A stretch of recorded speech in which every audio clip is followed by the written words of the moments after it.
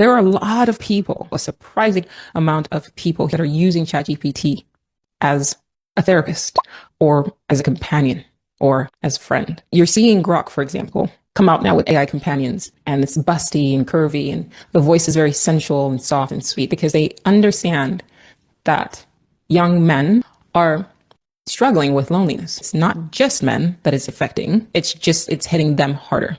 Another segment of the population that it's affecting are people who have always been isolated, and that is highly intelligent individuals. A machine like ChatGPT and Grok and Claude are catnip to an intelligent mind because you can put in there whatever you can think of. There used to be a time that you asked a question and you go, gosh, what if? And then you just let your mind wander, and you had that experience of like conceptualizing all the various what ifs. But now you don't have to do that. You can get the answer to that what if immediately now. And then you can debate with a machine that has access to a lot more information that you will ever have access to. And that becomes addictive. And then the app itself is also programmed to be addictive. And that is why that article about the young man who committed suicide was so disheartening to me, because I could tell by reading the article that this was a very intelligent human being. The telltale signs obviously were there.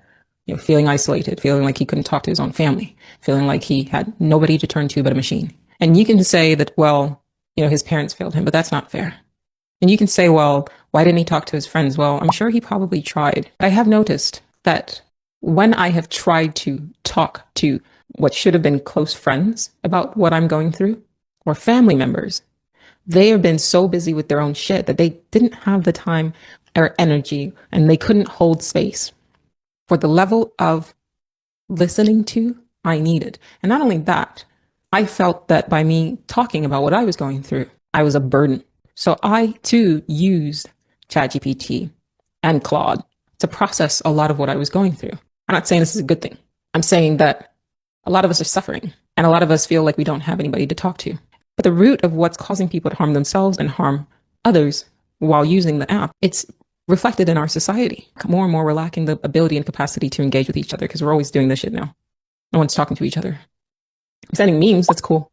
But like, we don't know how to interact anymore.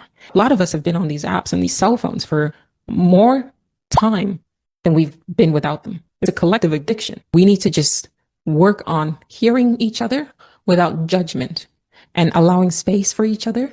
And like, I don't know, like you're engaging with a person and you can tell they're going through some shit. You just maybe put your fucking phone away and you listen to them. You don't fucking judge. You just go exactly what ChatGPT does. It validates the fuck out of them. Yes, like what you're going through is bullshit and you're doing well. That's what people need.